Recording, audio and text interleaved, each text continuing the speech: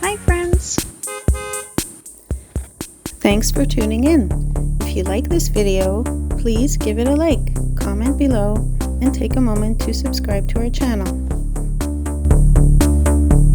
Sainte-Adèle is a charming town in the Laurentide region of Quebec, located about 60 kilometers north of Montreal.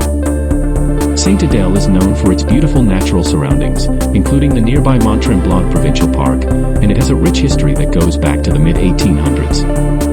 The area was first settled in the 1840s, when conditions worsened in the nearby Sainte-Maries. The first village center formed around Ronde Lake, and it included a general store, a blacksmith, and a small chapel. As the village grew, it became a popular destination for tourists, especially after the arrival of the railway in 1891. This new transportation option brought many visitors to the area, boosting the local economy, and solidifying Sainte-Adèle as a resort town.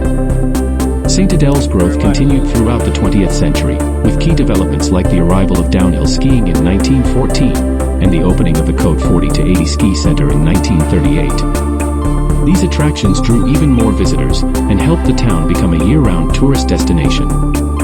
By the mid-1900s, residential development exploded, especially in the Chanticleer area, as vacationers from across Quebec came to enjoy the natural beauty of the region.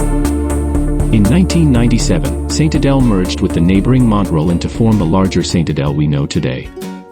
Whether you are visiting for its stunning natural landscapes, rich history, or vibrant arts and culture, Sainte-Adèle is a place where history and modern life beautifully blend together.